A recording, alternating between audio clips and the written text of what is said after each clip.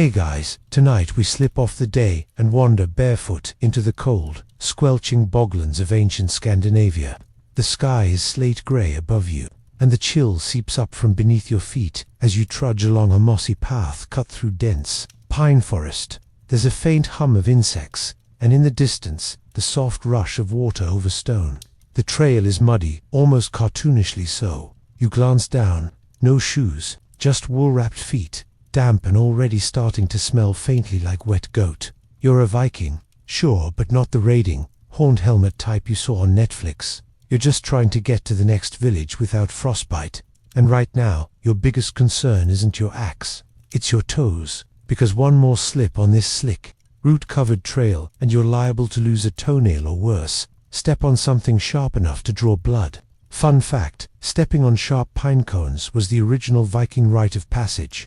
Okay, not really, but you probably wouldn't survive this journey without something on your feet. So, before you get comfortable, take a moment to like the video and subscribe, but only if you genuinely enjoy what I do here. And tell me in the comments, where are you watching from, and what time is it for you right now? Now, dim the lights, maybe turn on a fan for that soft background hum, and let's ease into tonight's journey together. You pick up your pace, dodging a puddle filled with what you're hoping is only mud. Around your ankle, there's a strip of woven wool that keeps unraveling. It's the Viking equivalent of a friendship bracelet. It's trying to kill you by tripping you on every third step. You're barefoot for a reason. Your last pair of shoes fell apart 2 villages ago, and no one around here has had the time to sew your new ones yet. Welcome to the 9th century. If you want shoes, you're going to have to make them. Vikings weren't shoeless by choice. Shoes were necessary for survival. Scandinavian terrain in the early medieval period was damp, cold, and completely unforgiving. Long before cities and well-kept roads, your average Viking path involved wading through moss, muck, or snow, which means that going barefoot was more of a last resort than a lifestyle. The idea that Vikings loved the feel of the earth is mostly modern fantasy, like the whole horned helmet thing. Most Vikings, if they could help it, wanted anything between their soles and the frozen sludge. Still, there were times when barefoot travel was unavoidable. Poorer folks, children, or unlucky travelers who lost their shoes to wear and tear often had to brave the elements with nothing but woolen foot wraps. These makeshift socks were known in later periods as puttees, but the Vikings had their own versions, twisted layers of wool or felt bound tightly with cords. Sometimes they worked, other times they just bunched up and gave you blisters. There's one Icelandic saga where a man refuses to go to a feast because he's embarrassed about his fraying foot wraps, which is honestly pretty relatable. Who hasn't skipped a party because their socks were tragic? Now imagine, you're walking with your wool-bound feet across a rocky slope, trying not to wince as you step on tiny pebbles. Every so often, your heel grazes an icy puddle. Your toes are already starting to go numb, and your ankles are red and chafing. You pause near a crooked pine tree and try to tighten the cords again. They're made of twisted horsehairs, but scratchy. The wind howls through the trees, and you start dreaming of a warm hearth and anything leather. Leather was the goal, but it wasn't easy to come by. To make a pair of Viking shoes, someone, usually a skilled craftsperson or a very determined relative, had to start with the raw hide of a cow, sheep, or goat. You couldn't just grab it from the animal and wrap it around your feet. That hide needed to be scraped, soaked, limed, and tanned, and unless you lived near a big settlement with a tannery, that process happened slowly, often in smelly pits filled with mysterious fluids, some of which included, you guessed it, urine and manure. Real talk, if your shoes didn't stink at least a little, they probably weren't finished. But you're not there yet. Right now, you're still barefoot. You pass through a patch of thorns and wince as one snags your foot wrap. You mutter something in Old Norse that roughly translates to "ow." A nearby raven stares at you like it's judging your life choices. That's fair. Maybe you should have just stayed home today. Historians still argue whether the majority of Vikings went barefoot in the warmer months, or whether that's a myth based on a few isolated archaeological finds. Most agree that in colder climates, especially during fall and winter, bare feet would have been impractical to the point of dangerous.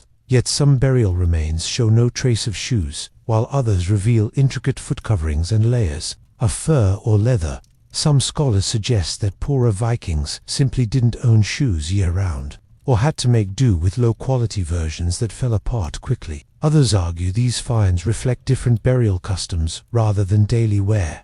Meanwhile, there's one particularly weird discovery. In a Danish bog, archaeologists uncovered footprints dating back over 1,000 years. Pressed deep into the wet peat, some showed traces of leather, others just bare soles.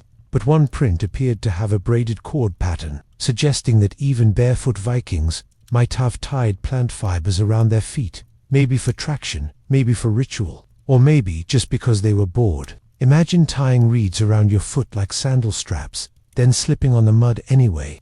Nature has a dark sense of humor as you keep trudging along the trail. The forest opens up to reveal a cluster of wooden homes surrounded by low fences. Smoke curls from the thatched roofs, and you smell stew, probably cabbage.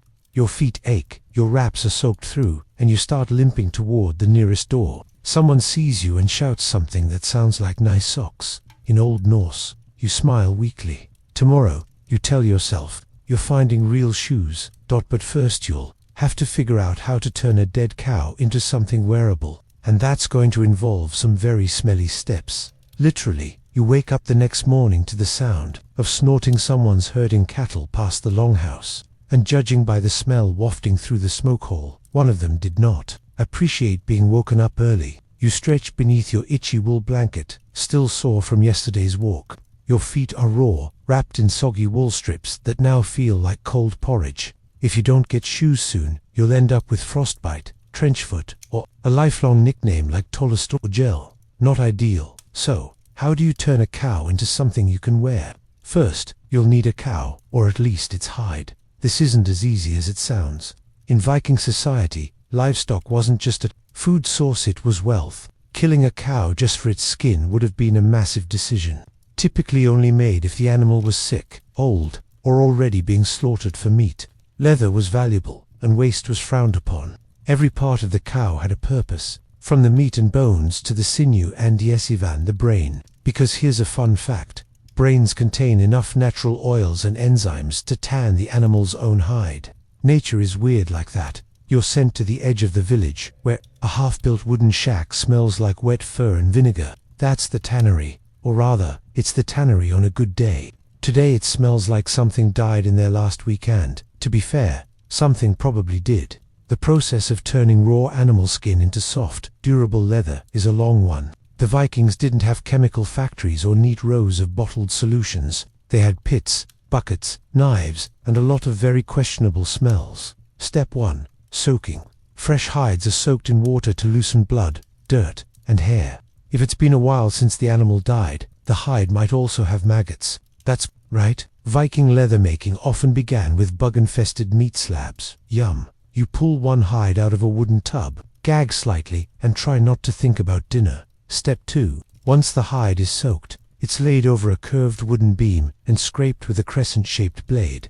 This tool, sometimes made from iron or sharpened bone, helps peel away hair, fat, and outer layers of skin. It's back-breaking work. Your arms burn, your nose weeps, and there's always the risk you'll slip and gouge a hole in the hide rendering. It's useless. Leather, like love, is fragile. Some Vikings used an alkaline solution made of wood, ash, and water to speed up the dehairing process. Others added something stronger: urine. Yes, human urine. Rich in ammonia, it helped break down hair follicles and soften the hide. This wasn't unique to Vikings. Romans and medieval tanners across Europe did it too. That's why some Norse settlements had peapots placed outside homes. Your nightly contribution might end up softening someone's future boots. After scraping comes liming, fleshing, and rinsing it, a rinse and repeat cycle that could take days or even weeks. You'd then need to decide on your tanning method. The two most common in the Viking world were vegetable tanning and fat tanning. Vegetable tanning used tannins extracted from bark, especially oak. You'd strip bark, crush it, soak it, and stir it into your hide pits. The bark would slowly seep into the skin, changing its color and structure. Over time, this created durable, brownish leather with a faint woodland smell. But guess what? This could take months. Yes, months. You could be barefoot until next spring. Fat tanning was faster, but messier. It involved rubbing animal brains, marrow, or fish oils directly into the hide. You'd then stretch the skin while it dried, sometimes over a wooden frame, other times by hand. The result: softer, more flexible leather, perfect for shoes. But it also made your workshop smell like a dead seal that tried perfume. And let's not forget the final step: smoking. After tanning, leather was often smoked over a low fire to preserve it and give it water-resistant properties. Different woods gave different scents. Birch, juniper, and alder were common, and your shoes might end up smelling faintly like bacon or like you'd spent 3 days inside a chimney. Historians still argue whether most Viking households had their own tanning setups or whether tanning was reserved for specialized craftsmen. Some evidence suggests wealthier settlements maintained community tanneries, while rural homesteads made do with smaller, backyard-style setups. The archaeological record is Pachyllither doesn't always survive well, but tanning pits, bark residues, and waste heaps give us some clues. And here's a quirky tidbit: a few Norse poems reference leather kisses, which scholars think might refer to the way finished hides were inspected by pressing lips or cheeks against them to check texture. Either that, or there was an old Viking dating ritual we really don't want to understand. Now, as you stand over your freshly smoked hide, the next problem looms: shaping it into a shoe. But we're not there yet. You still have to soften it further, maybe soak it again, and definitely cut it properly, because leather was precious. One wrong snip, and you'd be stuck making a lopsided slipper that rubbed your ankle raw for weeks. You sigh, stretch your aching back, and glance over at the pile of finished hides drying near the fire. Some are light and thin, ideal for inner linings or kids' shoes. Others are thick, meant for soles or straps. You pick up a piece and run it through your fingers. It's soft, warm, and smells faintly of ash. Finally, you're holding the raw material for real Viking footwear. Just don't expect shoelaces yet, or soles really. Viking shoes started as humble sacks of leather stitched inside out and wrapped around the foot like a very tired hug. But we'll get there. First, let's appreciate this simple fact: you've turned a dead cow into something wearable using nothing but ash, bark, brains, and determination. You're filthy, tired, and smell like an old stew, but you've done it. You've made leather. You're one step closer to shoes. And if you ever doubt the Vikings' resilience, just remember these were people who looked at a rotting hide, covered in fur, soaked it in pee, rubbed it with brains, smoked it like fish, and said, "Yes, this will touch my skin." You're holding a slab of leather now, brown, flexible, warm from the fire, but you're still very much shoeless. The raw material is in your hands, but turning it into something that won't fall off mid-sprint or soak through in a rainstorm, that's the next challenge. Luckily, you're a Viking with time, determination, and a few borrowed bone needles. Here's the thing about Viking shoes: they were built entirely without laces, at least at first. No crisscrossing strings, no little aglaze. Yes, that's what the plastic tips are called. No eyelets punched into flaps. The earliest Viking footwear wasn't tied, it was hugged. It wrapped around the foot like leather origami, stitched into shape from a single piece and turned inside out to hide the seams. These were called turn shoes, and you're about to make one. You sit on a low wooden bench near the hearth. Beside you, an older woman, let's call her Inge's, poking a hide with a curved iron awl. She doesn't talk much, but she occasionally clicks her tongue when you jab the leather too hard. She's seen your kind before, young, barefoot, eager to learn, likely to poke themselves in the thigh with a sewing needle by mistake. She hands you a pre-cut hide. It's shaped roughly like a slipper, with a long tongue stretching forward, almost like a misshapen sock puppet. The edges are uneven, marked with soot from where someone traced the outline of a foot using charcoal.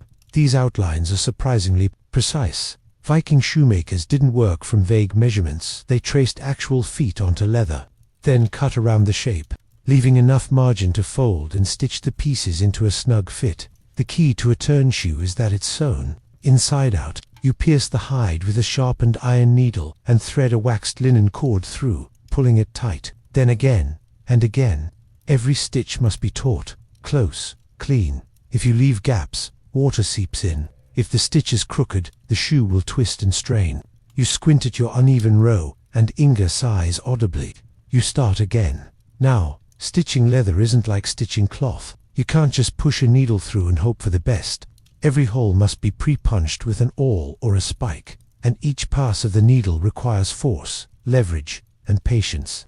That's why Viking shoes rarely had decorative seams. You only did what was necessary. Most early designs had a single upper and a sole, stitched together in a continuous curve, sometimes with an extra heel patch for durability. Think of it as a leather burrito wrapped around your foot. Simple, efficient, surprisingly effective. Historians still argue whether Viking turn shoes were primarily made by professional cobblers or by family members at home. In wealthier settlements, like Hiddeby or Jorvik, shoemaking workshops existed, complete with standardized patterns and toolkits. But in more rural areas, evidence suggests shoes were often homemade, crafted by the same hands that churned butter, mended cloaks, and butchered fish. Your average Viking might have made a few pairs in their lifetime. More passed the task along to someone with steadier fingers. You hold up your stitched shoe proudly. It looks ...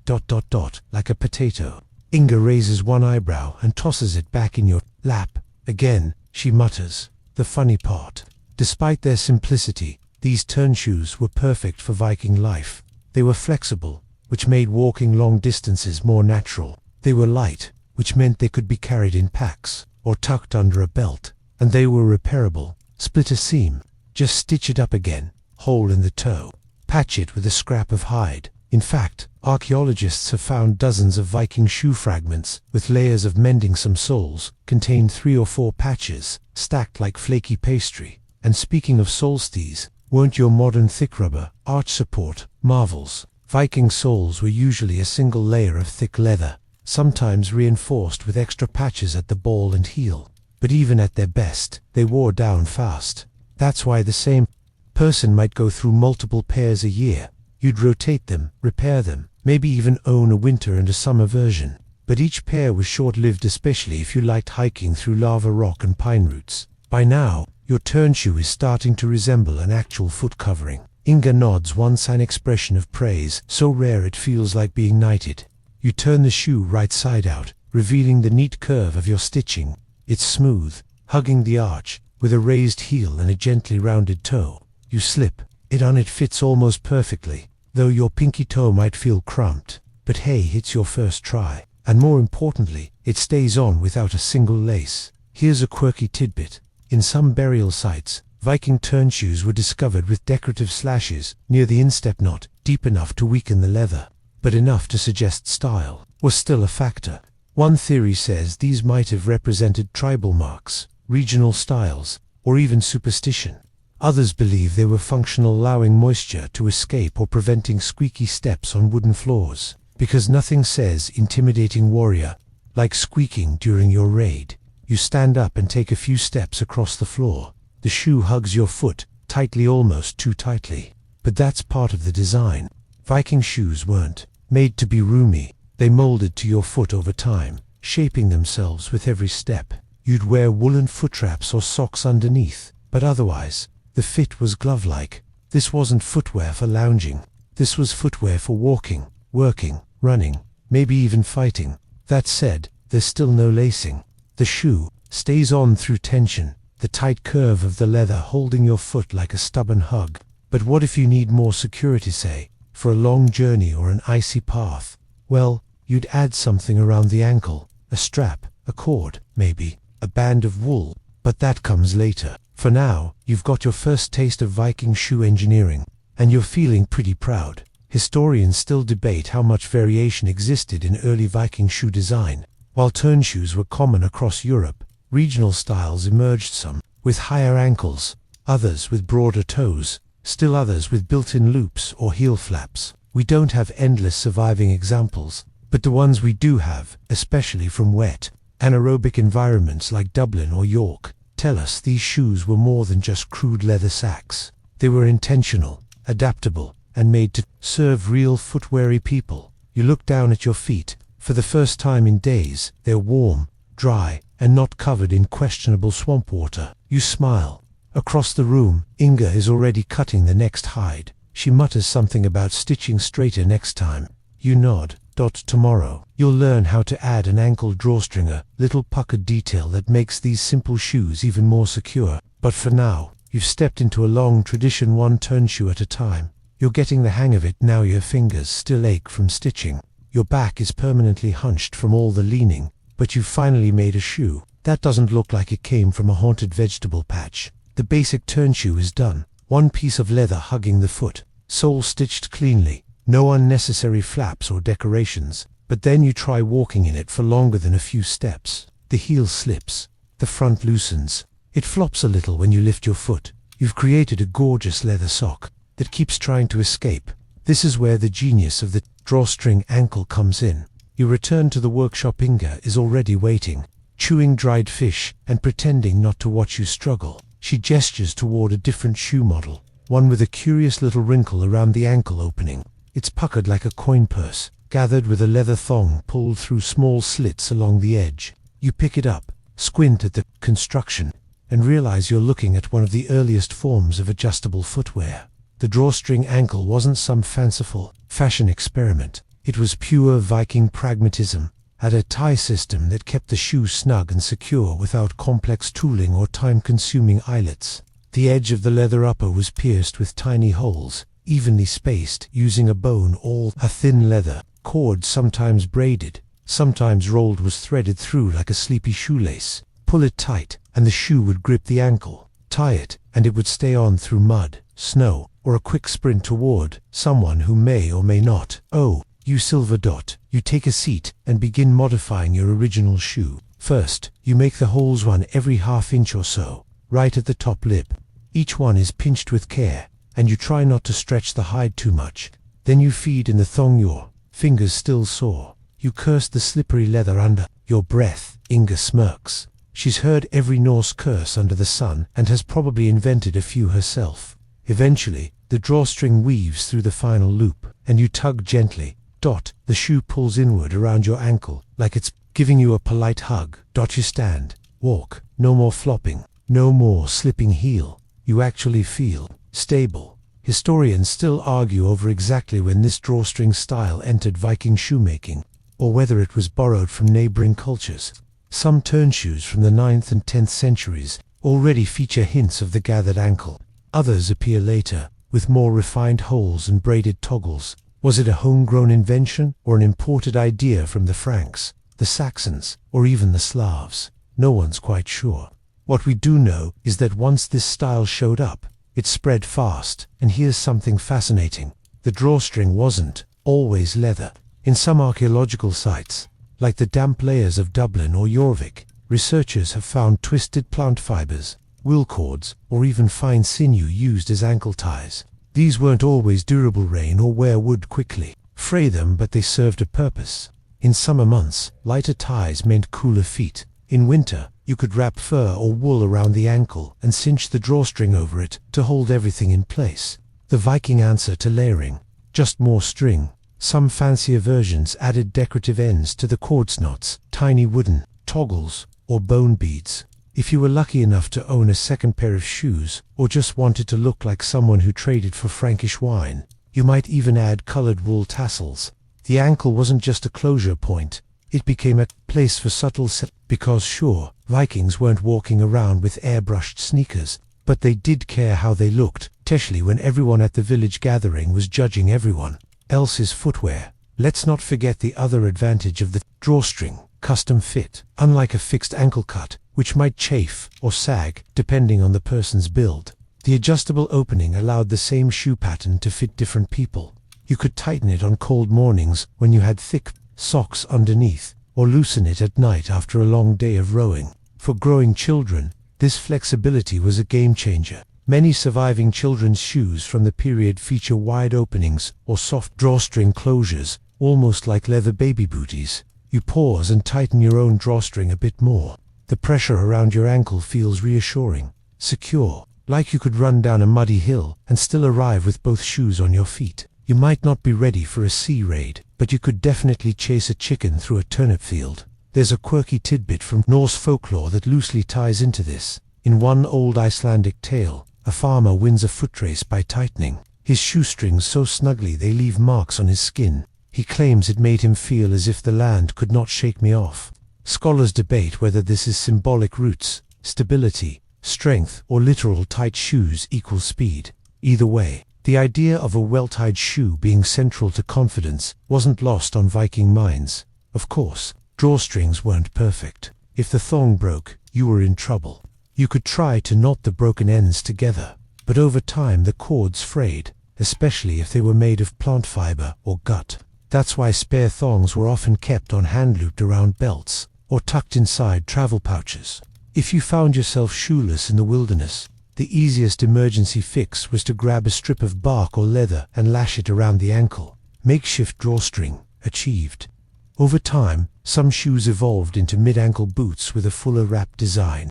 These shoes still used the drawstring system, but added height and structure. You'd step in, tighten the opening, then sometimes wrap an extra leather strap around the lower shin. These weren't everyday wear for most Vikings. They required more leather and time, but they're thought to have been used for cold weather travel, long-distance treks, or maybe just to show off at big public events like the Viking assemblies. Because if you're going to argue land disputes, might as well do it in style. Historians have noticed regional differences, too. In Denmark and southern Sweden, drawstring turnshoes with reinforced soles became increasingly common. In Norway, ankle wraps were often added externally, suggesting even more layering.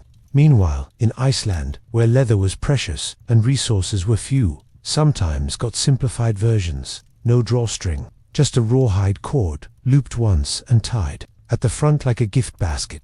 You finally finish tightening your second shoe. Both ankles now feel secure. You test your walk across uneven ground, trying a half skip, then a sidestep, then a little jump. It's like discovering modern Velcro, but in the 10th century. You feel ready to climb a rocky slope, or barter loudly. In the town square, Inga, watching silently, grunts her approval and hands you a small pouch inside our extra cords, each carefully braided from wool and sinew. Insurance for the road ahead. You nod your thanks, then step outside. The wind is sharp today, and the trail is uneven, scattered with loose stones and wet leaves, but your shoes hold with each step. The drawstring keeps the leather snug against your ankle, keeping the warmth in, the cold out, and most importantly, the shoe on your foot. One tiny leather thong, one simple idea, a game changer in the history of Viking footwear. You're back on the trail again, and your drawstring shoes, though marvels of Viking engineering, have started to stretch a little, not fall off, mind you, but slip, sag, and generally misbehave.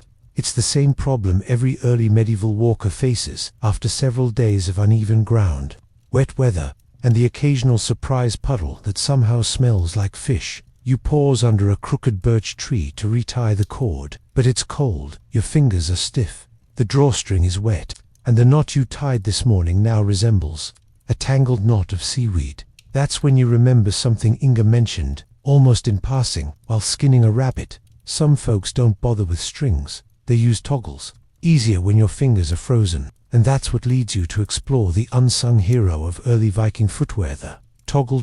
When we think of toggles today, we picture them on duffel coats, usually made of horn or wood, and mostly decorative. But for Viking shoes, toggles weren't. For show, they were functional tools, part button, part fastener, and occasionally part bragging right. Before lacer boots became widespread, toggles ruled the foot. You finally reach a trader's camp by the river, a little outpost with 3 tents, 2 goats, and one incredibly smug-looking man showing off his footwear. He's not wearing drawstrings. His shoes flare slightly at the ankle, held closed with a long leather flap that folds across the top and hooks under a wooden toggle pin near the side of the foot.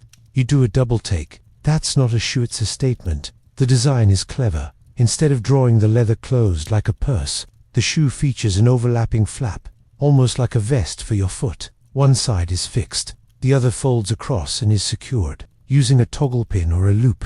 Think wrap shoe, but with flair. You squat to get a closer look. The toggle pin is carved from antler, polished smooth with a slightly bulging middle. It fits into a leather loop, cinching the shoe tight without the need for tying. The man eyes you warily, perhaps wondering if you're admiring or planning to steal. You gesture to your own shoes, wiggle a foot, and he nods knowingly. Your strings will betray you in winter, he says. Mine don't even care if I've had too much mead. Toggles, it turns out, were ideal for cold weather environments. When the snow hardened into crusty slush and the wind stiffened your hands, tying cords became a chore. A toggle system meant one quick motion. Even with gloved or numbed fingers, slide hook, done. And since toggles didn't rely on tension, the the same way drawstrings did. The leather around the ankle could be thicker, more insulation, better wind protection. Historians still debate whether toggled shoes were a regional adaptation or simply a matter of personal preference. Many examples have been found in the more northern and mountainous Viking territories, Norway, Iceland, and parts of the Faroe Islands. But toggled designs also pop up in areas with deep winter trade routes, suggesting they may have emerged as practical footwear for long journeys in rough weather. In some cases, toggles were even doubled, one near the ankle, another closer to the instep for extra security. And it wasn't just wood. Toggles could be made from bone, antler, horn, even polished stone. If you were feeling fancy or trying to impress someone at the winter market, you might carve patterns into the toggle, knotwork designs, animals, even runes. Some toggles were passed down, used generation after generation like tiny, practical family heirlooms. Imagine inheriting your great-grandfather's left shoe toggle. May it always keep your heel warm, and your enemy is slightly jealous. There's even one peculiar archaeological find in Sweden. A child's shoe from around the 10th century was discovered with a whalebone toggle shaped like a fish. Historians don't know if it was a toy, a talisman, or just a parent trying to make footwear fun. But it shows that toggles weren't just functional, they carried personality. You sit down beside the trader and begin sketching a rough design. In the dirt. Inga might not love this innovation. She's a traditionalist, but practicality wins the day. You imagine your next pair of shoes, shaped like turn shoes, but with a thicker collar that folds over. Instead of threading a cord, you'll stitch a wide strap, ending in a reinforced loop. Your toggle. Maybe you'll carve it from driftwood, or borrow one of the goat's spare horn trimmings. The idea of toggled shoes also leads to something else: closure systems as identity markers. In Viking culture, clothing signaled who you were, your wealth, your profession, your trade contacts. Shoes were no exception. A leather toggle told others that you had the resources for custom tooling. A carved antler toggle hinted at hunting prowess or access to specific materials. Even the position of the toggle could matter. Some designs featured toggles toward the outside of the ankle for ease, others along the instep for tighter support. Here's a quirky detail. In some Icelandic burial sites, skeletons were found with pairs of toggles but no shoes. Just two small antler pieces beside the ankles. Maybe the shoes decayed. Maybe the toggles were symbolic offerings. Or maybe someone buried their loved one with the best part of the shoe, the part that said something. Of course, toggles weren't without downsides. If the toggle snapped, you were in trouble. Spare toggles weren't always easy to come by, especially in remote regions, and toggled shoes weren't as adjustable as drawstrings. You overstuffed your socks that day. Good luck getting the flap to close. Plus, toggles could snag on brush or roots if not designed snugly. One Viking saga even jokes about a warrior who tripped over his proud shoe, implying a toggle left hanging loose like a decorative ego. You test the trader's shoe yourself. He's gracious enough to let you slip it on. The fit is snug, the toggle fastens quickly, and your foot feels secure. It's a different sensation from the drawstring style, more rigid, slightly clunkier, but warmer. You bounce gently on your toes. This could work. He sees your expression and says, "The forest doesn't care what your shoes look like, but your cousin's wife definitely does." You both laugh. You spend the afternoon practicing toggle carving. It's fiddly work. Too narrow, and it breaks. Too wide, and it won't hook properly. But after several failed attempts and one piece that ends up looking weirdly like a tiny walrus, you manage a decent toggle. It's smooth, sturdy, and it feels real, like a Viking version of a belt buckle. Quietly satisfying. Historians still puzzle over how widespread toggled shoes truly were, especially since leather rarely survives and toggles often get misclassified as buttons or tool fragments. But enough have turned up in riverbanks, peat bogs, graves, and longhouse floors that their role in Viking daily life is hard to deny. While not as common as turn shoes or drawstrings, toggles were essential for certain climates, certain trades, and certain people who simply preferred a faster fastening. As evening falls, you wrap your carved toggle in cloth and tuck it into your satchel. The goats bleat somewhere behind the tents, and smoke curls lazily from the campfire. Tomorrow, you'll try building your first flap closure shoe. For now, you just sit, watching sparks float skyward. thinking about all the ways something as small as a toggle could mean the difference between blistered feet and a dry, confident stride. One twist, one hook, one soft click of antler into leather. Simple, yes, but in the Viking world, sometimes the simplest tools made the biggest impact. Your fingers fumble with a long strip of leather. Not quite a lace, but definitely something you're supposed to thread through that shoe in a way that keeps it from falling off. And of course, as a Viking with at least a modest sense of dignity, you want it to look good while doing so. After all, what's the point of stomping through fjords, scaling the deck of a long ship, or marching proudly through the market at Kopang if your footwear flaps about like a loose turnip sack? In the world of Viking shoes, it's easy to assume everything was purely functional. Soft leather, stitched inside out, designed just to keep the muck out. But a quiet revolution was around the ankles of these early Scandinavians bloomed a small but meaningful form of self-expression. Braided ties, knotted fastenings, and woven cords that didn't just secure the shoe, but subtly broadcast your social standing. Let's set the scene. You're at the Viking assembly, where laws are shouted, alliances formed, and egos carefully inflated. The guy next to you wears boots bound in basic cord, simple overhand knots, looped clumsily. Then your eyes wander to a tall woman across the gathering. Her shoes are fastened with a 3-strand braid, perhaps horsehair or wool, the ends tipped with tiny carved beads. You notice the twist pattern mirrors the knotwork etched into her belt buckle. Coincidence? Not a chance. In Viking society, even knots spoke volumes. You probably didn't expect shoelaces to have a language, did you? Now, there's no Viking fashion magazine to confirm this, but archaeologists have pieced together plenty of clues. At sites like Jorvik in England and Hiddeby in modern-day Germany, remnants of Viking Age footwear have been unearthed in surprising numbers. Many of them bear small, distinctive eyelets or slits around the opening, just large enough for a narrow cord. In some rare cases, the cord survives, too, preserved by waterlogged conditions. These weren't always crude strips of leather. Some were braided plant fibers. Others might have been spun wool, twisted into decorative cords before being threaded and tied into neat bows, or fastened with toggles. It's the kind of attention to detail you don't bother with if you're just trying to avoid frostbite. That brings us to a mainstream historical fact. In higher status burials, such as those found at Birka in Sweden, researchers have noted more elaborate clothing items, including shoes. Some are lined with fur, others show signs of dyed leather, and some appear to have been tied with more complex fastenings. One even had signs of a decorative knot, almost like the leather version of a Celtic braid. And while no one left behind a Viking fashion blog, the implication is clear. Your footgear could subtly say, "I am not a peasant."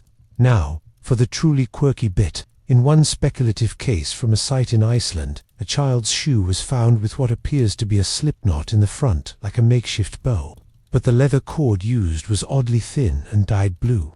There's no strong evidence to suggest blue-dyed laces were common, but it's led to theories that certain colors may have been used for ritual, or just for flair. Historians still argue whether that colorful lace meant something spiritual, like a protection charm against trolls, or whether some Viking parent just thought their kid should have snazzy shoes. And of course, there's always the practical debate. Were knots ever standardized? Did different villages prefer different tying styles? Some scholars insist the variations in surviving shoes are merely due to wear and tear or chance, not conscious design. Others argue that, just like belt buckles, brooches, or hair braids, the way you tied your shoes carried regional or even clan-based identity. Imagine that a Viking teenager scoffing at his dad's old one-up shoe tie, because everyone now does the double twist with wrap. Timeless, generational snobbery. Picture yourself hunched over your left foot on a frostbitten morning. You take the thin cord, wrap it once, then again. Do you tie it low to hug the ankle, or high with a flare? Do you knot it into a hidden coil, or leave the ends draping like soft fringe? One style says you're efficient and ready for a hike. Another says you're attending the thing and might run into someone important. And a third, the most decadent of all, involves fastening the shoe not with a tie at all, but with a tiny bronze clasp, because if you can afford a metal fastener, you really don't want to bend over too much. You can almost imagine a conversation in some cold, smoky longhouse. "Nice shoes, Bjorn. Are those looped doubles?" "Aye," he replies half proudly. "Traded for this braid pattern in rib. Costs to seal pelts a yard."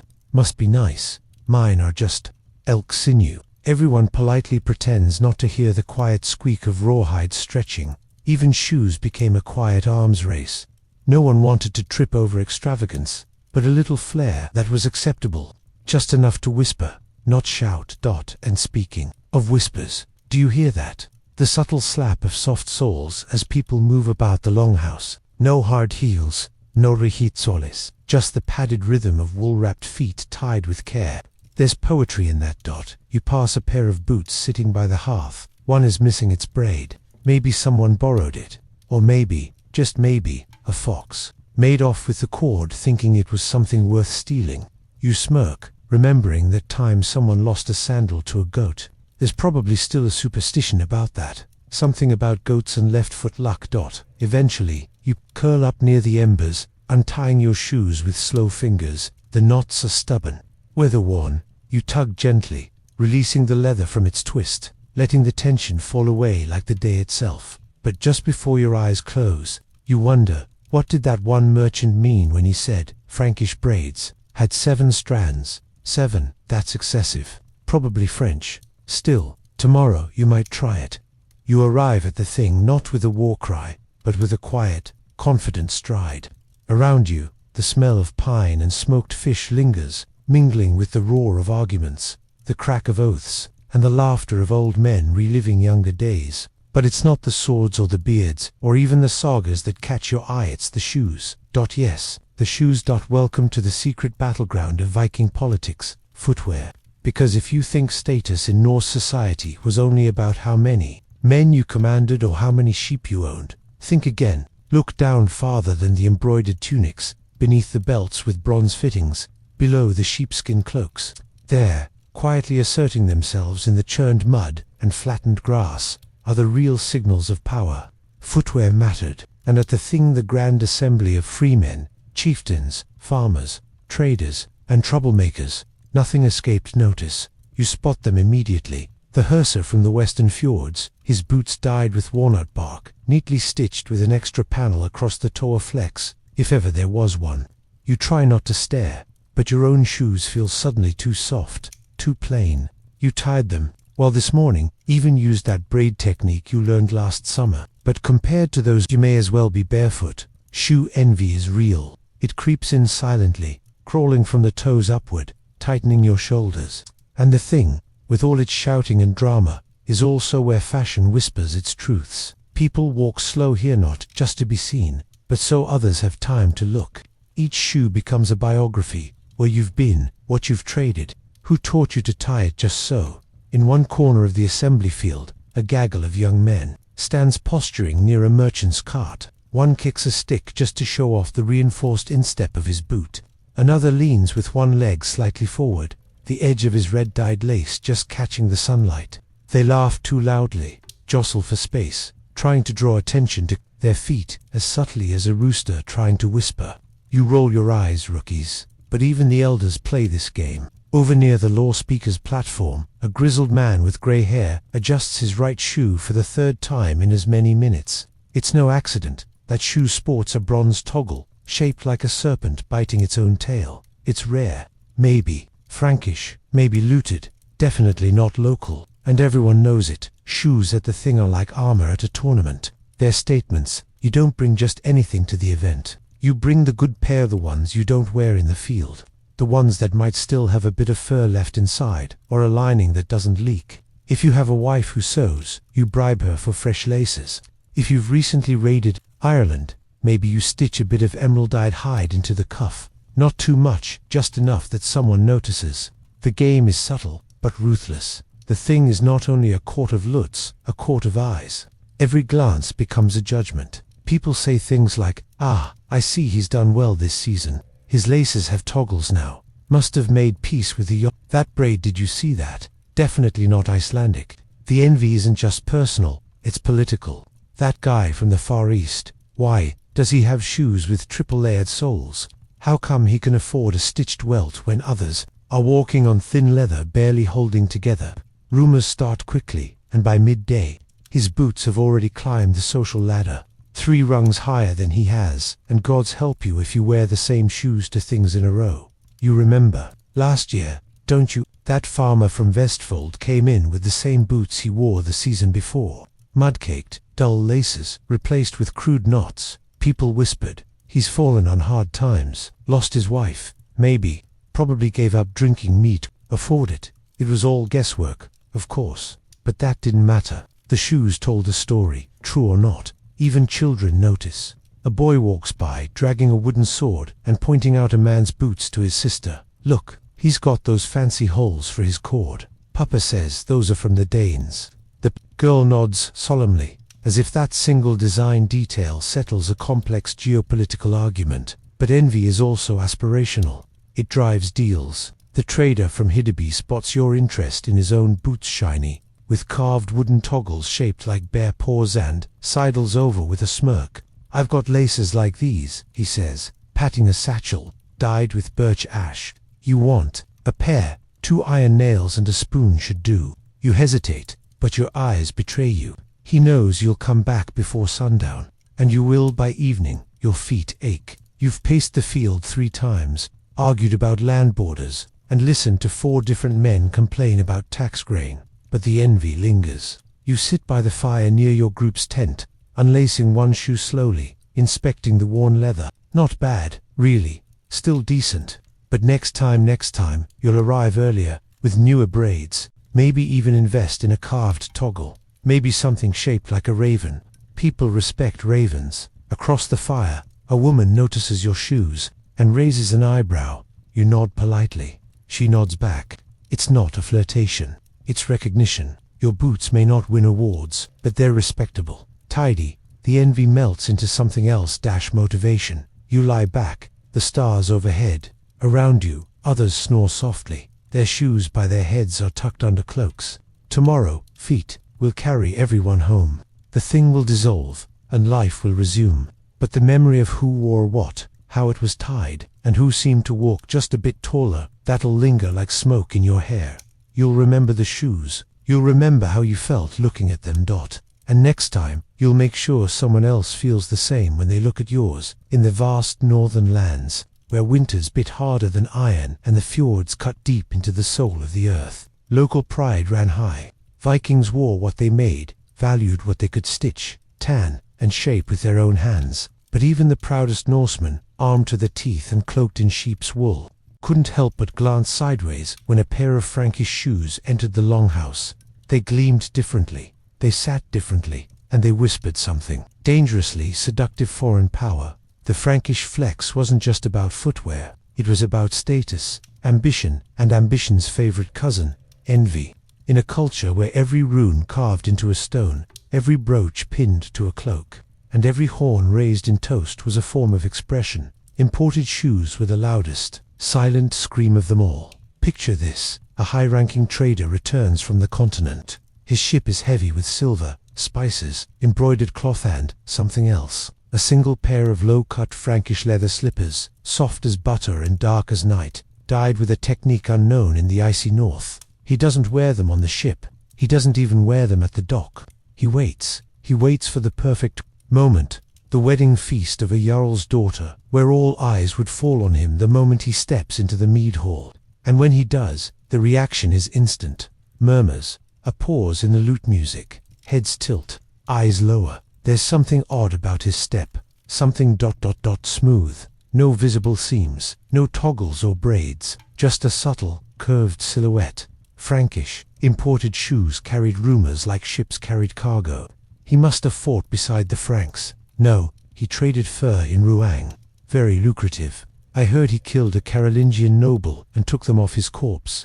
Whether bought or stolen, gifted or bartered, these shoes were relics of contact with a world that most Norsemen could only imagine. Paved roads, golden chalices, Latin scrolls, and cities with stone towers taller than 10 men. To own imported shoes was to say, I have walked where you have not. I have seen beyond the ice and the pine. But it wasn't just about looking good.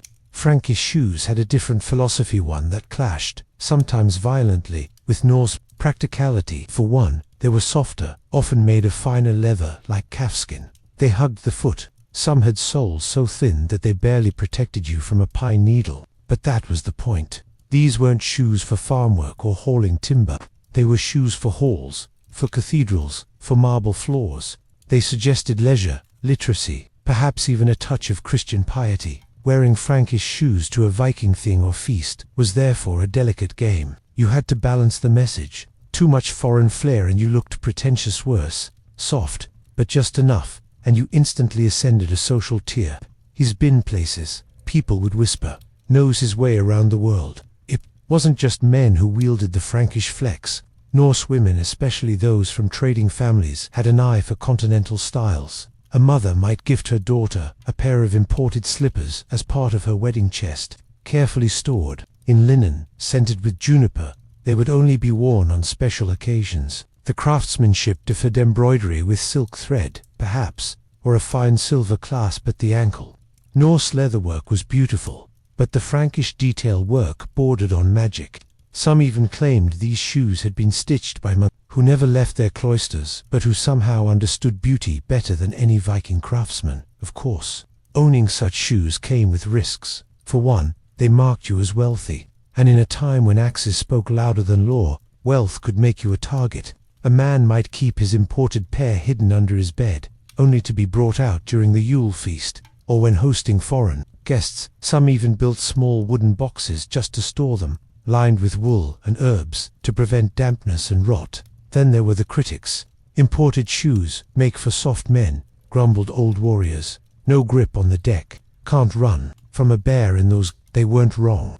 Frankish shoes were made for strolls, not sprints. They were elegance, not efficiency. But the rebuttal was always the same. Why would I need to run? I have people for that now. The shoes didn't just symbolize change, they announced it, and slowly, that change crept in. Craftsmen's sons began copying Frankish designs in secret, experimenting with dyes and cuts. Some mixed styles: Norse toggles with Frankish stitching, local leathers shaped into foreign forms. Entire fashion subcultures began to emerge, especially in towns like Hiddeby or Rib. To some, it was the beginning of decay. To others, it was progress. Shoes became battlegrounds. One notable example remains in sagas told centuries later. A chieftain's son, Olaf the Red-Thumbed, returned from the south wearing shoes as black as sin and as soft as a baby's breath. His father, disgusted, ordered him to remove them before entering their hall. Olaf refused. A week later, he was dead. Some say poisoned, others say challenged to a duel. But his shoes lived on, passed from cousin to cousin. They eventually became a family heirloom. At every generation's coming of age, someone would try them on. Not all would survive the attention. Some Frankish shoes were even turned into relics. A wealthy widow in Uppsala had a pair bronzed and placed in her burial mound, with a runestone describing her as well-heeled beyond all other women. Another pair, preserved in the mud beneath a ruined trading house, shows tiny stitches no Viking cobbler could replicate. Archaeologists argue whether they were worn by a Norseman or a foreigner. The debate, like the shoes, continues. But perhaps the most enduring power of the Frankish flex was this: it made the invisible visible. Travel, knowledge, diplomacy, these things left few marks on a man. But imported shoes, those left footprints. Footprints that others followed. Footprints that made people ask questions. Footprints that sparked jealousy, admiration, even fear. Because while your sword might tell people who you kill, your shoes tell them where you've been. And in a world where stories passed from mouth to mouth like fire across dry grass, sometimes the best story was the one told without saying a word, told by leather, stitch, and soldot. In the saga-soaked world of the Norse, where warriors rode dragon ships and women bore silver brooches heavy as shields, one rarely hears about the smallest feet that scurried across dirt floors and ducked beneath mead tables. Yet behind the curtain of glory, the Viking household pulsed with the shouts, scrapes, and pattering of children, wild, stubborn, often barefoot, and entirely unforgettable. If adult shoes marked rank and travel, a child's footwear, or lack thereof, was a chaotic badge of survival, love, and wool-wrapped invention. Children in Viking society were not treated with the solemn delicacy that would emerge in later centuries. A Viking child was expected to adapt, endure, and grow into usefulness with astonishing speed. But they were still children, messy, impulsive, curious, and nowhere was this more evident than in the daily drama surrounding their feet. Shoes for children were rarely made with the same care or pride as adult footwear.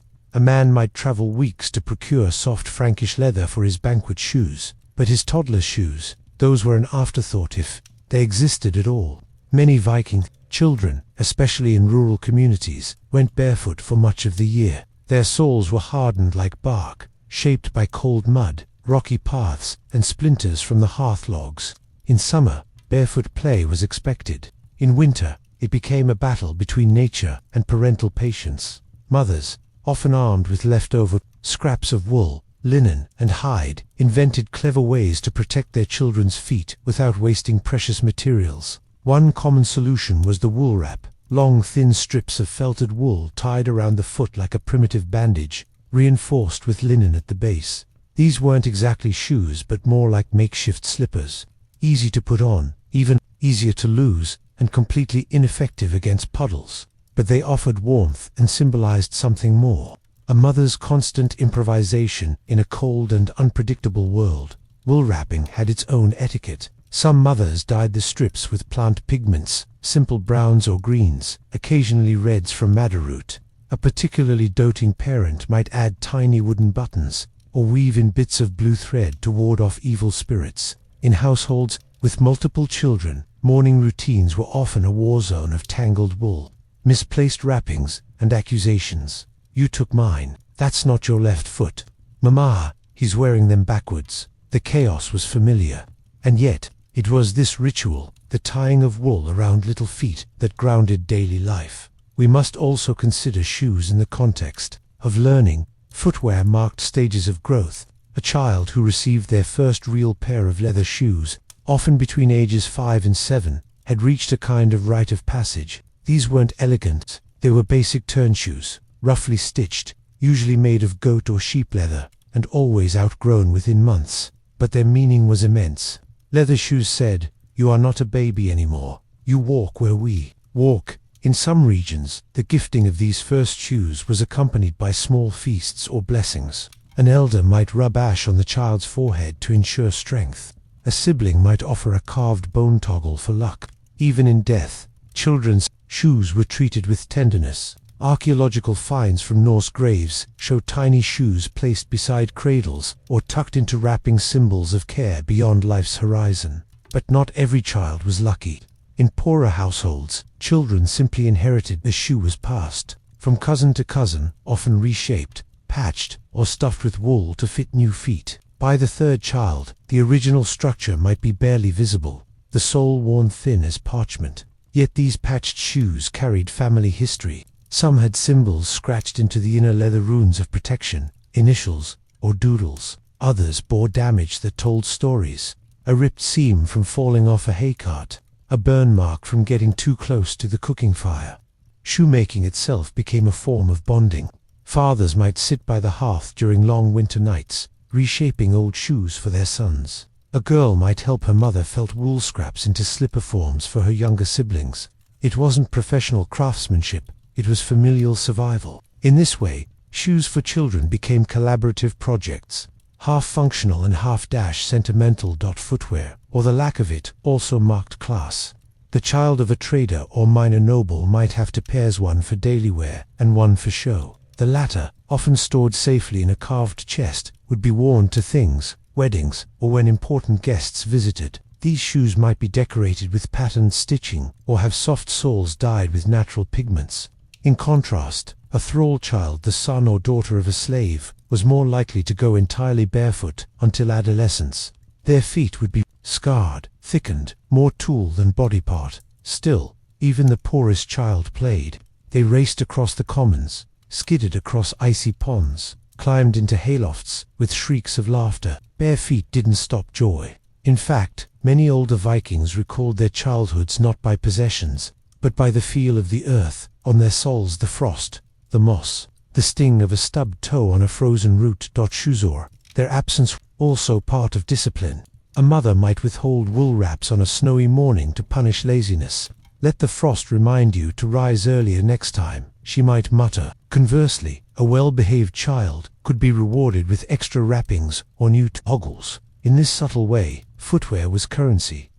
And then there were the little disasters. Lost shoes in the river, shoes eaten by goats, shoes tossed into fires. By accident, each event a tiny saga. Parents learned quickly not to place too much faith in children's promises. "I'll keep them safe," was usually followed by frantic searching hours later. Some shoes were never found. Others were rediscovered seasons later, frozen in mud or gnawed at by rats. The household itself reflected this footwear drama. Near every hearth, there was a sad, chaotic tumble of wool, leather scraps, twisted ties, and mismatched soles. Mothers cursed it, children raided it, visitors eyed it with suspicion. But it was a fixture, just as much as the fire or the carving board. That pile told the true story of Viking childhood, not one of perfection, but of motion, mischief, and constant repair. In rare cases, children even made their own shoes. With supervision, older kids might be taught simple stitching techniques or how to punch holes in leather. These first attempts were rough, lopsided, baggy, licky butt, fiercely treasured. One saga fragment even tells of a girl named Freitas who made her own shoes from fox hide at age 10. She refused to take them off, even when they soaked through. "These are mine," she declared, "made by my own hands." That pride, more than the shoes themselves, marked her growing independence. So while Viking history may glorify longships, axes, and chieftains, it is worth remembering the little feet that padded beneath those stories. Wrapped in wool, slipping on uneven soles, caked in mud, or dusted with snow, children's feet told their own tale. A tale of growth, hardship, play, and love, woven into every rough stitch dot in the sagas and skaldic verses of old. We hear much about the clashing of swords, the roaring of waves, and the creaking of longships as they sliced through the frigid North Sea. But less attention is given to the unsung companions of every Viking warrior. Their boots, battle boots, water-soaked and salt-stained, were not just items of apparel. They were survival gear, war tools, and silent witnesses to raids, trades, and treks across continents. They bore the stink of blood and fish, of sweat and marsh, and often outlived the men who wore them. Let us start at the shoreline, the cradle of Norse activity. The Viking longship was a marvel of engineering, but also a hellish environment for feet. Warriors stood for hours on planked decks, slick with salt and algae. Waves crashed over the sides, soaking everything. The floor was often covered in bilge water, which froze into crusts in winter and bread rot in summer. To stand on such decks for days required tough feet or tougher boots. Viking battle boots were made with utility foremost in mind. They were turnshoes crafted from supple but durable leather, usually goat, sheep, or cowhide. The leather was tanned using natural materials like bark or urine, then cut into shape and stitched inside out. After stitching, the shoe was turned right side, hence the name turnshoe. For military use, these turnshoes were often reinforced with additional soles, hobnails or leather laces that crisscrossed up the ankle to prevent slippage. But seawater was their worst enemy. Salt water seeped into seams, stiffened leather, and encouraged rot. No matter how well oiled, a Viking's boots would degrade rapidly at sea. Socks, usually made from coarse wool, absorbed water like sponges. Imagine a raider on day 3 of a voyage, standing in icy brine with soggy socks squelching inside, slowly dissolving boots. And yet, they pressed on. There were tricks to deal with the damp. Warriors stuffed their boots with hay or dried moss to soak up excess moisture and provide insulation. Others coated the inside with animal fat or beeswax, an attempt to create a waterproof barrier. Some even wore no socks at all, claiming that a bare foot dried faster and toughened the skin. Of course, this often led to cracked heels, infections, and frostbite in colder climates, but Vikings were nothing if not stubborn. Before a raid or battle, preparing one's boots was as crucial as sharpening one's sword. Leather was rubbed with seal fat or bear grease. Stitching was checked for weak spots. Laces were doubled. A warrior knew that a torn boot sole in the middle of a muddy battlefield could mean death not from the enemy's blade, but from stumbling, slipping, or frostbite setting in. Footwear was stealth armor, the first layer between life and the elements, and once the boots hit land, the true ordeal began. Raids were not just quick strikes. They involved running over slippery riverbanks, scaling wet cliffs, wading through marshes, and often marching for miles inland. A Viking might go from rowing in salty fog to sprinting over pebbled beaches to climbing thatch-roofed homes all within an hour. His boots had to survive transitions no modern footwear designer would dare imagine. Sometimes, practicality gave way to style, especially for elite warriors or those visiting foreign courts. Wealthier Vikings commissioned boots with dyed leather, metal fasteners, and decorative stitching.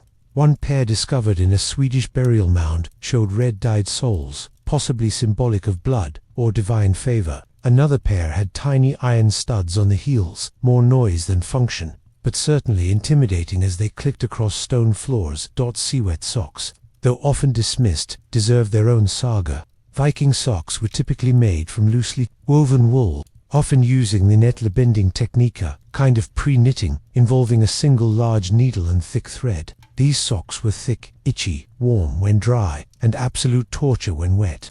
Once saturated, they clung to the skin like second skins, heavy and cold. And yet, every warrior wore them. To deal with the inevitable soaking, some Vikings layered socks 2, even 3 pairs, especially in colder climates. The innermost layer might be thin linen to prevent chafing, followed by coarse wool, and then thicker outer wrappings. This layering helped to keep feet warm even when soaked, but it also meant more to carry, more to clean, and more to lose. On campaigns, soldiers would dry their socks by the fire at night, often rotating them on sticks like roasting meat. The smell was infamous. There are accounts, whether apocryphal or exaggerated, of campfires nearly extinguished by the foul stench of 20 men's socks steaming in the smoke. "Smells like the gods are dying," one mercenary reportedly said. But few complained. Warm, dry socks could make the difference between morale and mutiny. In colder regions, warriors even wore sock boots hybrids, made of thick felted wool with a rawhide sole stitched directly on. These were prized on snowy marches and in winter battles, where leather alone could freeze solid. The felted wool provided both warmth and flexibility, while the rawhide gave grip. These were not durable, but they were warm, and warm meant survival. Let us not forget the symbolic weight of boots. A Viking's boots were sometimes removed in ritual, before sacrifice, before burial, even before duels. To die with boots on was considered noble in some circles, a sign of a warrior's readiness and courage. In others, removing one's boots was a sign of peace, humility, or surrender. And in family life, when a father returned from sea, children would run to untie his boots, a gesture of reunion and relief. Battle boots also crossed borders. Vikings, serving as mercenaries, especially those in the Varangian Guard in Byzantium, adopted Eastern styles. Some wore soft Greek leather boots dyed with indigo, others stitched with gold thread. But even far from home, they retained the core Viking philosophy. Boots must be tough, practical, and ready for anything. On the flip side, when foreign warriors entered Norse lands, their delicate or ornate footwear often met disaster. Mud, sleet, and thorny brush didn't care for Roman sandals or silk slippers. In death, boots followed the warrior. Burial mounds from Norway to Iceland contained boots laid beside swords, brooches, and shields. Some were placed upright, as if ready for one final march. Others were packed with grave goods, coins, herbs, or small carved tokens. There is something touching about this understanding that even in the next world, a warrior might need to walk. We also find boot references in sagas and poems. In Grettir's saga, the hero is described trudging up a mountain with blood in his boots and fire in his eyes.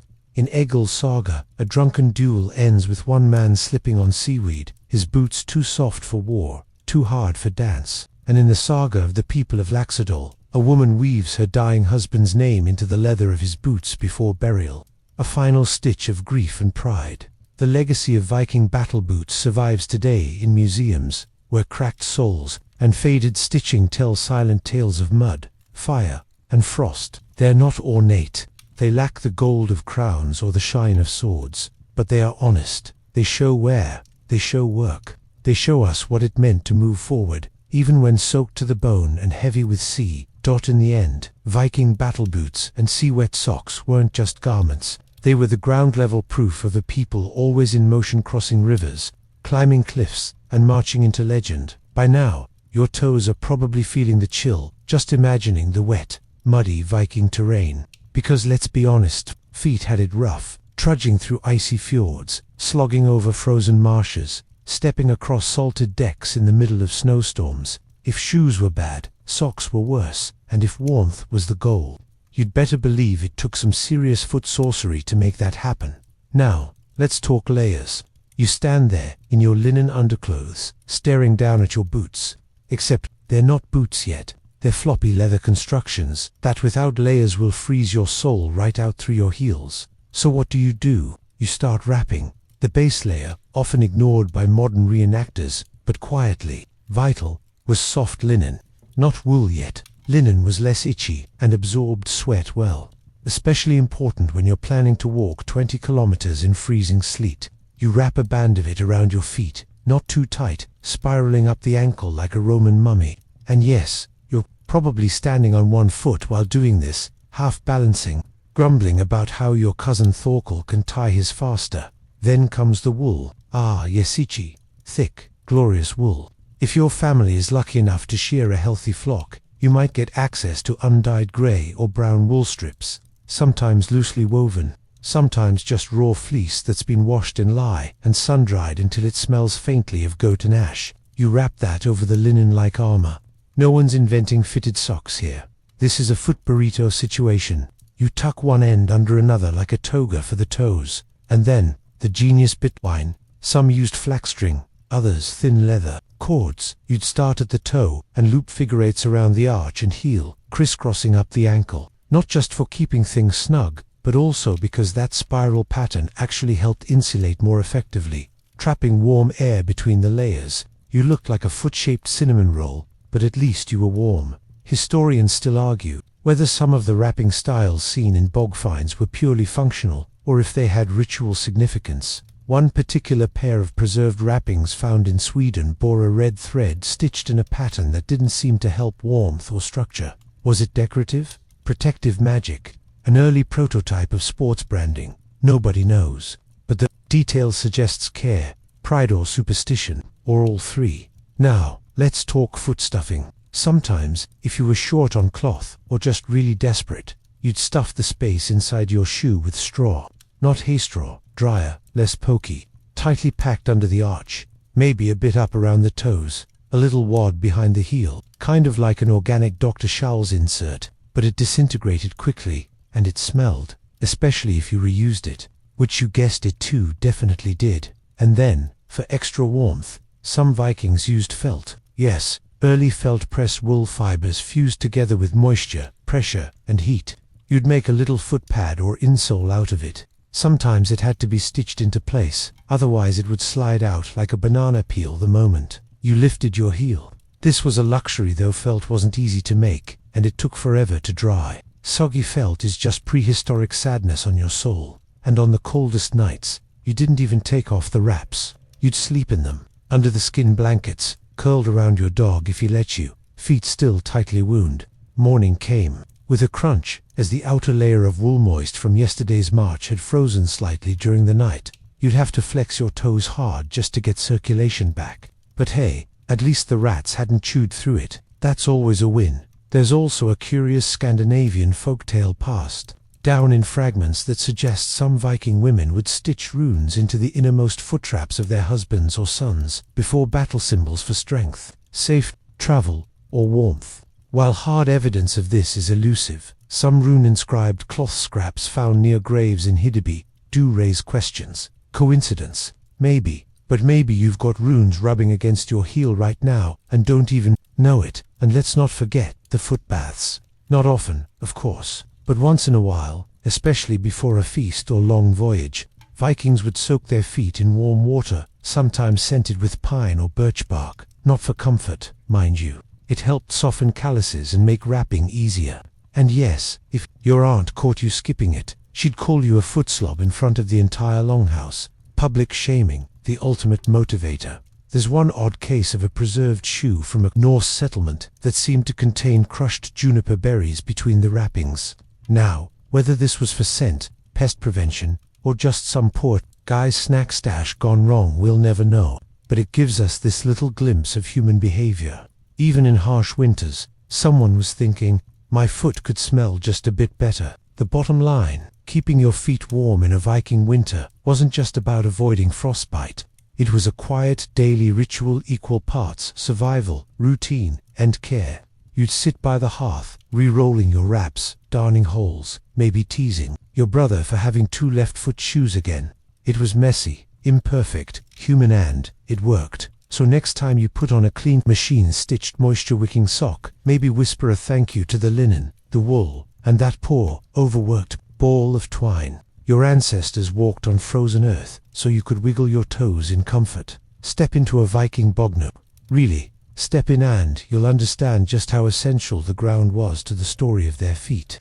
Bogs weren't just natural hazards, or eerie places where the earth swallowed your shoes.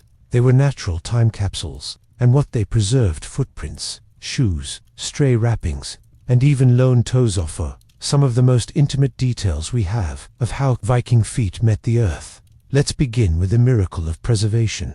Northern Europe's peat bogs, acidic and oxygen-poor, have a nasty habit of devouring organic material over centuries, except when they don't. The same hostile environment that can break down a leather tunic or rot a ship plank can paradoxically preserve human skin, hair, and leather if the conditions align just right. In other words, bogs are the Viking foot historian's best friend. Archaeologists have found entire paths across bogs in Denmark and Sweden, made of flattened logs or laid planks, wooden walkways built so feet didn't disappear into the soup below. But just beside these planks, they've found partial footprints, bare heels pressed into mud, bits of wrapping fiber stuck to peat, and yes, leather shoe remnants with oddly narrow soles. That last detail tells us a lot.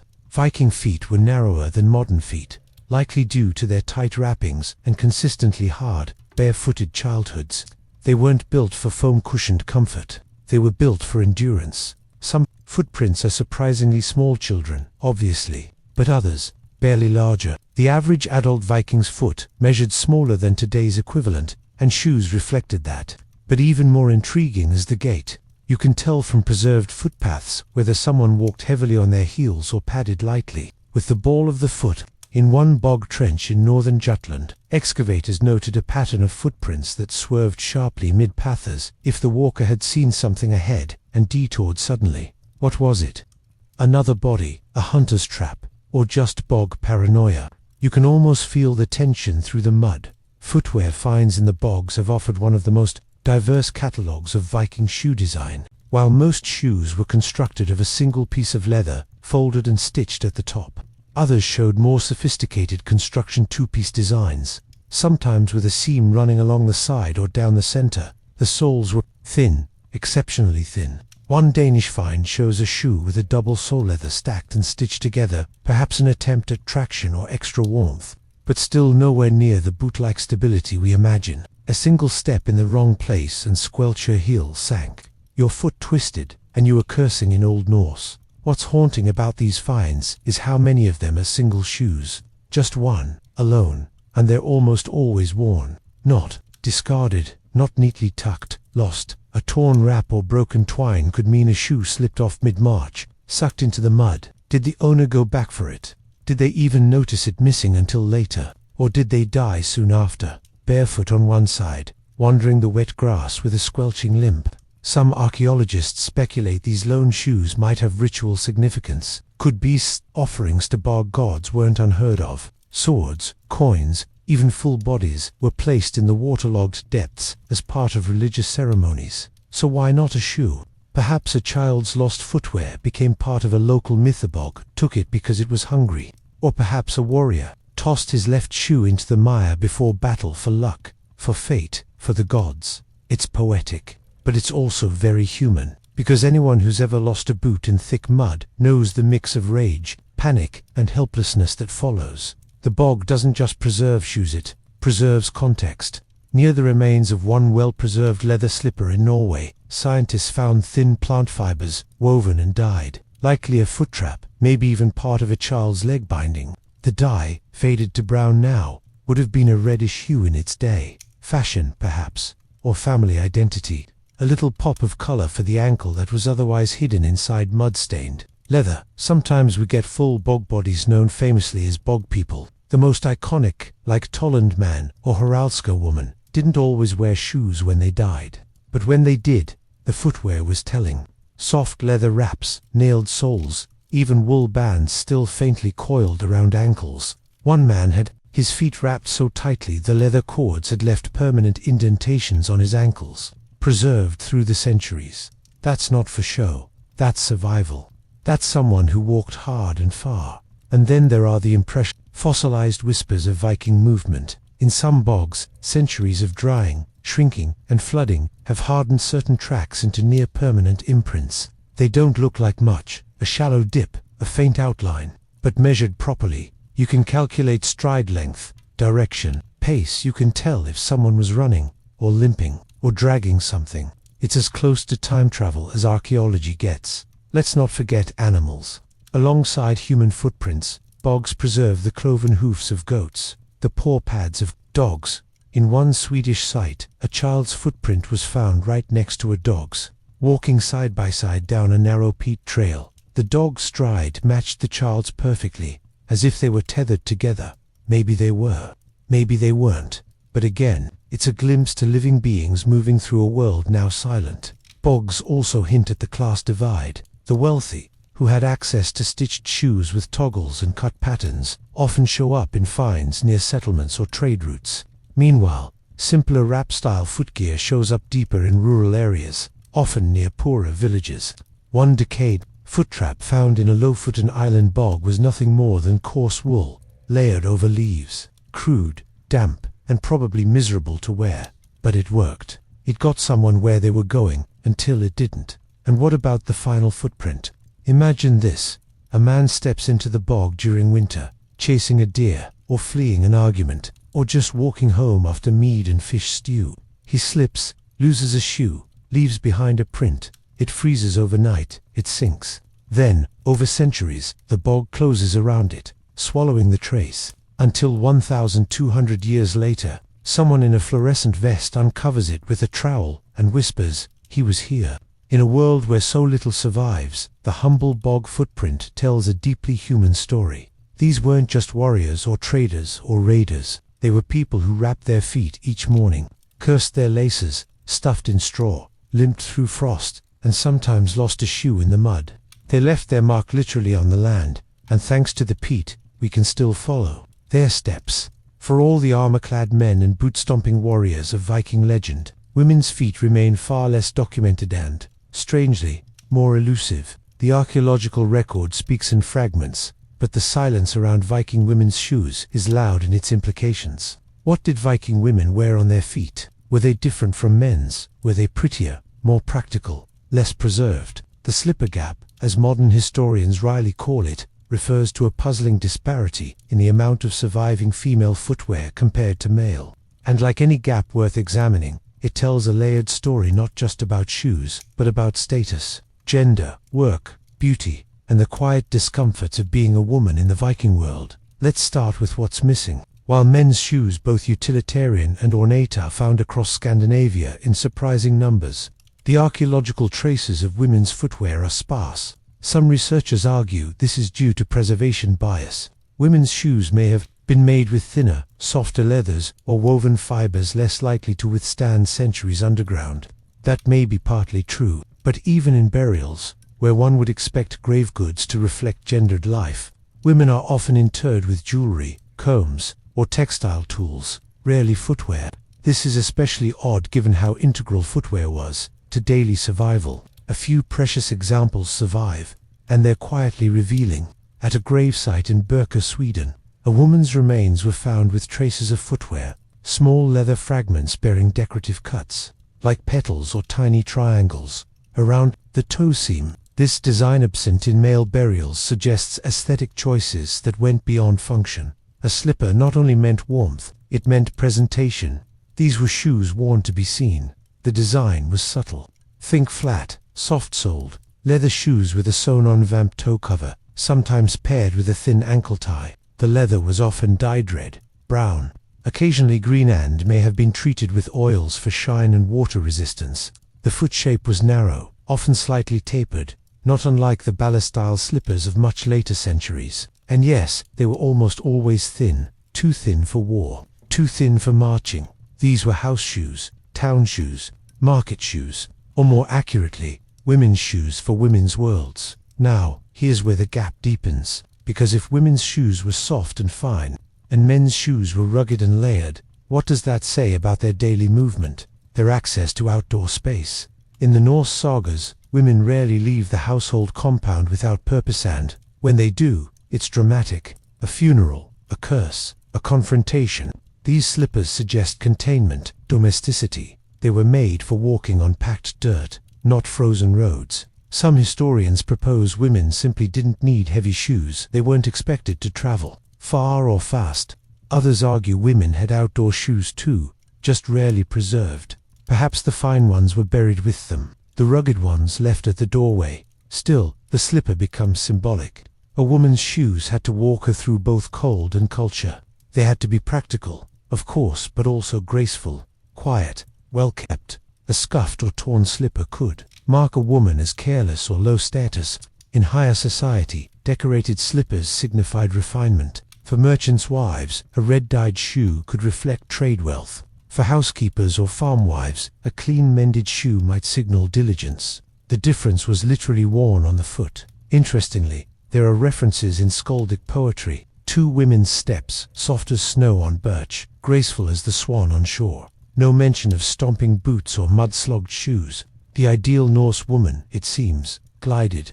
Her shoes were supposed to whisper. This isn't to say Viking women weren't strong or active. They milked cows, harvested crops, raised children, and managed households while men raided, but culturally, their strength was often framed in quiet, efficient resilience, not dramatic outward motion. One of the more bizarre examples of women's footwear comes from York, England, once home to the Viking settlement of JRV, in the muck of Coppergate. Archaeologists uncovered a woman's shoe with an embroidered tapa lattice of thin leather strips sewn in crisscross patterns over the toe, like a woven basket. It wasn't armor, but it was clever, ventilated, pretty, and likely paired with woolen underwraps for warmth. A functional flourish. You can picture the care it took to make that shoe, the hand that shaped each stitch, the pride in a mother or daughter showing off the final result. And speaking of daughters, children's shoes tell another tale. Female child graves with preserved shoes often show the same style as adult women's slippers: soft leather, narrow heel, light sole. No scaling down of men's boots here. From a young age, girls were shod differently. These differences may not have been imposed by brute cultural force but by inherited practice. Mothers made shoes for daughters the way theirs had done before. You learned to wrap the foot with cloth, bind the ankle gently, slip on the soft leather, tie it neatly. You learned to walk without scuffing, without splashing, without drawing attention. The contrast between male and female burial footwear continues into adulthood. In some Norse graves, men were buried with thick shoes, sometimes even nailed, sole showing off their ability to travel, to fight, to trade. Meanwhile, women's graves, when shoes are found at all, tend toward elegance. In Gotland, one noblewoman's grave featured a leather shoe embossed with faint knot, work almost invisible now, but still traceable under light. She wouldn't have worn it through mud. That shoe was made to impress indoors, among other women. In the spaces where politics happened through whispers, textiles, and glances, shoemaking itself was likely a women's craft, at least within the home. While cobblers existed in towns and traded shoes, many slippers were made in. This gave women some power over the process and ability to create, gift, mend, and trade shoes with other women. A good slipper was not only a necessity, it was a commodity. Slippers were passed down, modified, shared. During weddings, some customs included gifting shoes as part of the dowry, often filled with coins or herbs for luck. In this way, women's shoes became carriers of tradition, protection, even hope. But protection had its limits. A soft slipper was a poor defense, against snow, against stone, against running, against escape. There's a lingering sense that women's footwear reflected not only their societal role, but their constraints. When you read of women fleeing after betrayal, like Gudrun in the Valsanga saga, she runs barefoot. Her shoes couldn't make the journey, they weren't meant to. And yet, despite their fragility, these slippers survived. In pieces, in fragments, in seams, they defy the odds, just like the women who wore them. No armor, no fur-lined boots, no hobnails, just stitched leather, patience, and a quiet, determined pace. The slipper gap isn't just about missing artifacts, it's about how we measure movement, mobility, and memory. Women's shoes didn't stomp across kingdoms, they didn't raid monasteries, but they carried stories of home, of care, of limits, of dignity, and when they surface from the earth, they speak softly, but clearly of all the places Viking women went, even when history wasn't watching. When we think of Viking funerals, our minds often conjure flaming longships, solemn farewells, and the distant echo of a war horn sounding across the fjords. Fire, water, ash, and sky. But beneath all the drama lies something far quieter and, strangely intimate: shoes. In many Norse burial sites, the dead are found not barefoot, but carefully, even ceremonially, shod. The feet, it turns out, mattered, and not just practically, but symbolically.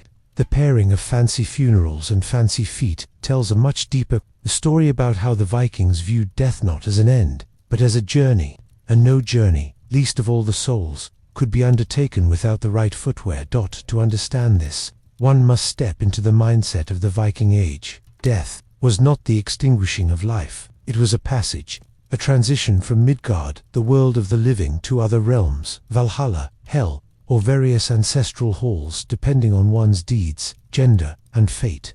And just like any earthly voyage, the afterlife required preparation. Food, weapons, clothes, tools all might accompany a deceased person. And, critically, shoes. In many Norse texts and sagas, death is imagined as a physical journey, sometimes over rivers, hills, or icy terrain.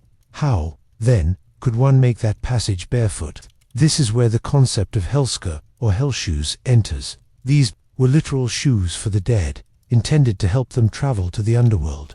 The prose, Edda, and other Icelandic sources mention the practice, particularly for honorable or ritual deaths. The helska were tied onto the feet with care, often with symbolic knots or threads, sometimes made by the deceased's closest kin. This act was not just a duty, it was a sign of respect. Without these shoes, it was feared the dead might wander, get lost, or be denied passage into the next world. Interestingly, some of the richest Viking graves, particularly those of noble women, contain the remnants of remarkably well-crafted shoes. In Oseberg, the famous ship burial in Norway dating to 834 AD, archaeologists discovered not only an opulent wooden ship, carts, tapestries, and carved sleighs, but also shoes, multiple pairs. In fact, some were plain, meant for daily wear, but others were highly decorative, supple leather dyed red or black, with ornamental stitching around the toe, sometimes even inlaid with silver thread. These were not made for walking through fields or snow. They were burial shoes, luxurious, symbolic, eternal. Footwear in burial becomes even more revealing when we look at social hierarchy. In high-status male graves, chieftains, warriors, ship captains' heavy boots are often present, sometimes with iron reinforcements, layered soles, or animal hide interiors. They're shoes of power, of distance traveled, of battle fought. But in contrast, women's burial shoes, though just as carefully crafted, tell a different tale. They are elegant, narrow, sometimes made of multiple pieces of dyed leather, or tooled with decorative motifs.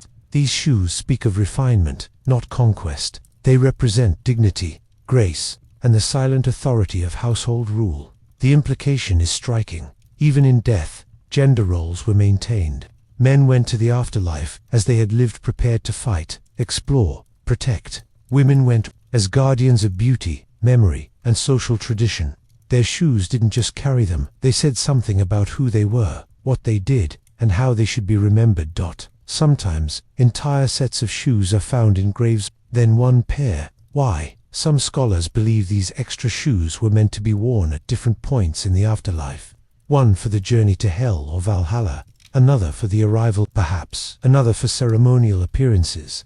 It sounds fanciful, but in a culture where the afterlife mirrored earthly life in many ways, the notion of a full wardrobe makes perfect sense. After all, why would you enter eternity unprepared? Children, too, were buried with shoes, teeny ones, often stitched with the same care as adult versions. In some graves, mothers and children are interred together, their feet both shod. It's a touching image, a family traveling together beyond this world, equipped not just with love and memory, but with matching shoes. Beyond the symbolic, burial footwear also reveals regional variation. In Denmark, more graves show evidence of plain wraparound shoes, essentially leather flaps tied with a cord. possibly reflecting a more utilitarian afterlife expectation. In Iceland and northern Norway, shoes found in elite burials are more refined, sometimes even perfumed or filled with herbs. Some even speculate that shoes were stitched with hidden charms or prayers, words not written, but sewn, meant to protect or guide the soul. There's also a certain quiet tragedy in this tradition. For poorer burials or unhonored deaths, no shoes were given. These individuals, outlaws, slaves, exiles, were often buried without ceremony or with minimal preparation. To go into the afterlife barefoot was to be unmoored, vulnerable, lost. So when archaeologists find a pair of cheap patched shoes on a skeleton buried near a crossroads or boundary, a common sight for outcasts, it's both haunting and poignant. Even those scorned in life may have tried to secure passage beyond with a final act of preparation. Some funerary customs went beyond burial shoes and included rituals of foot washing and anointing. In elite households, a deceased woman's feet might be washed in scented water before being shod. This act, done by daughters or servants, was both cleansing and ceremonial, a kind of final grooming.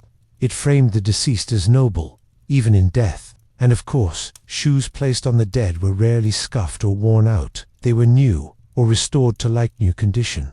The dead had to look their best. Footwear also carried status in funerals through visual cues.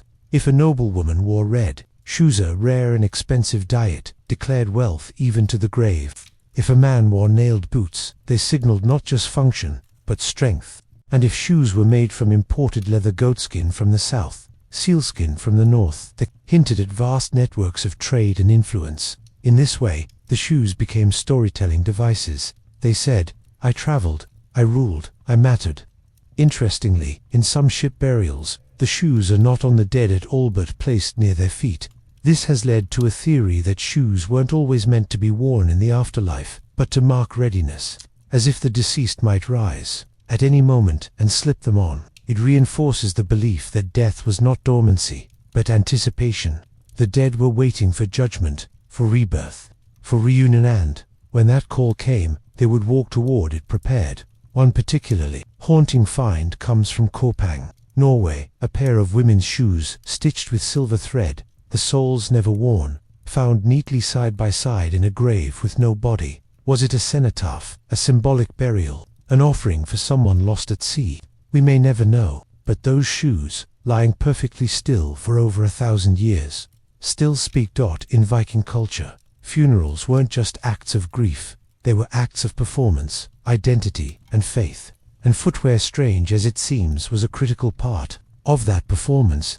It was the final garment, the one never removed, the one worn into the unknown. Fancy funerals needed fancy feet, not because vanity transcended death, but because dignity did. The shoes told the world, this person was loved, this person had worth, this person, even in silence, would continue walking somewhere beyond the edge of memory. Let's end our long, winding, utterly unhurried journey through Viking footwear with a final act of historical mischief, examining the stories that aren't quite true, the museum displays that fib a little, and yes, the one strange, lumpy, misidentified boot that has caused more confusion than an entire ship full of wet Viking socks. When you visit a Viking exhibit, whether in Norway or New York, there's always a glass case displaying a Viking shoe. It's often brown, shriveled, and looks more like a deformed leather pouch than footwear.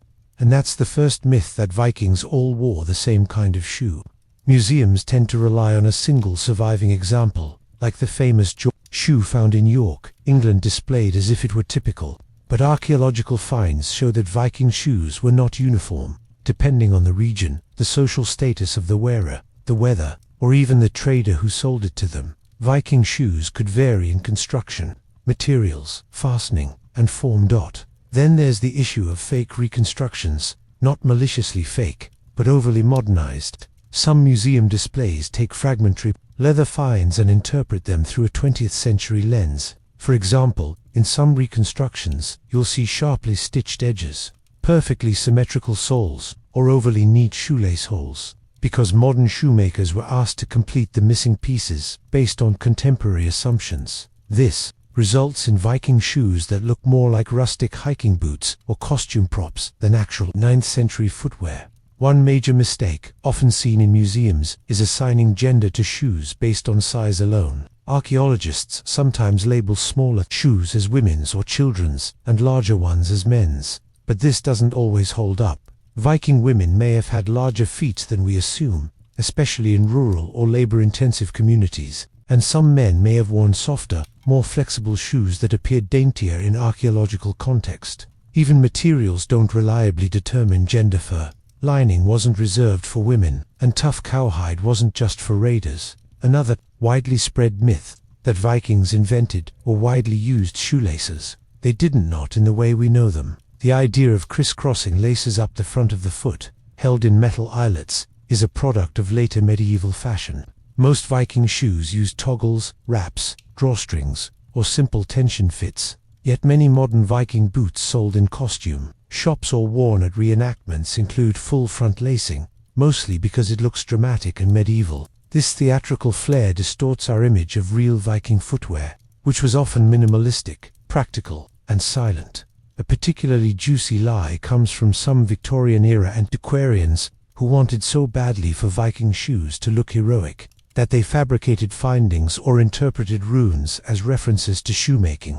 One scholar in the 1870s claimed to have discovered a war boot in a Danish bog with iron studs in the sole perfect for battle. He claimed, decades later, it was quietly acknowledged that those studs were just decomposition artifacts and tree roots. But the myth lived on, republished in articles and reinforced by artistic renditions that showed horn-helmeted Vikings stomping across Europe in clunky cleated boots. The truth: Vikings preferred quieter, more flexible soles, better for sneaking around in forests and avoiding loud steps on wooden ship decks. Let's not forget the controversial boot found in Hedeby, a major Viking trading town near the German-Danish border. This lopsided, high-ankled leather item has puzzled researchers for decades. Some call it a child's shoe, others argue it's a saddlebag, while a few radical theories even suggest it might be a folded leather hat.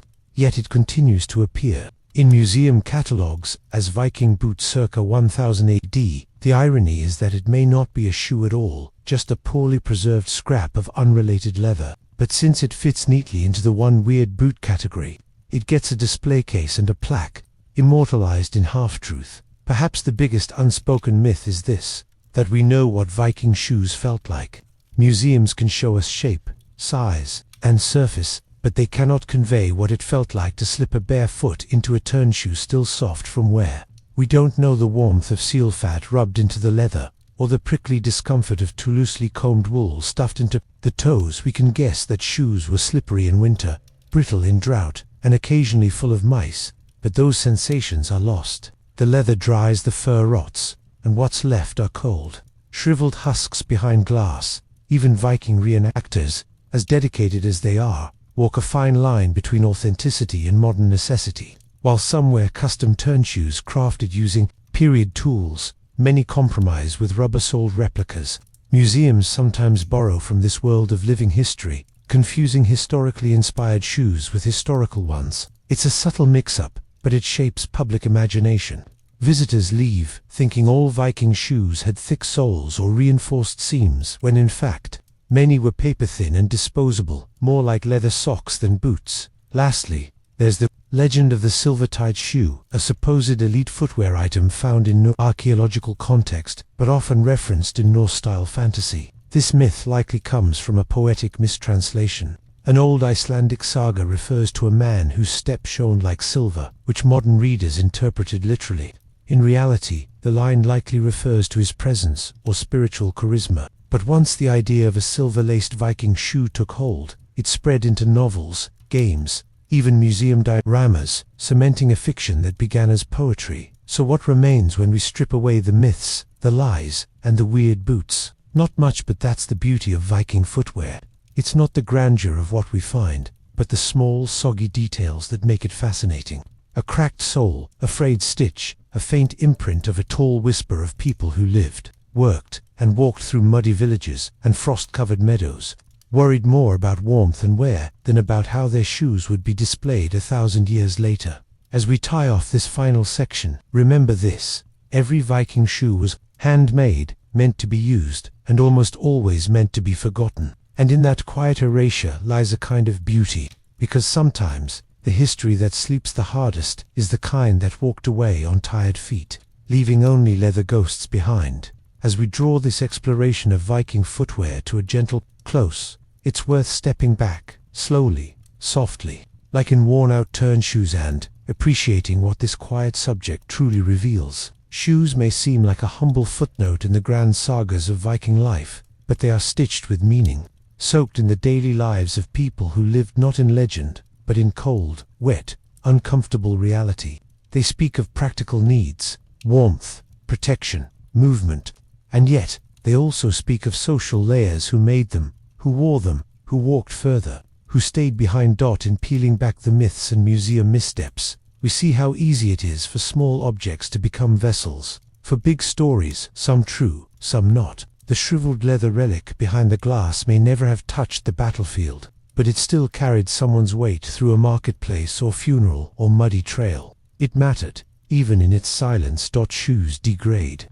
They break, mold, collapse, and vanish, but their ghost outlines linger in archaeological reports, in mistaken exhibits, and in the imagination of those who wonder how something so fragile could survive so long. Maybe that's the quiet power of this history. Not the war cries, not the gold hoards, but the quiet hum of a life, walked in full step by step, stitch by stitch. So as you close your eyes and drift into sleep, think not of kings or tonight, but of the ordinary Viking pulling on a softened shoe at dawn. Their day began like yours might. Tomorrow, with cold toes, a sigh, and another long walk ahead. And with that thought, we let the leather rest once more.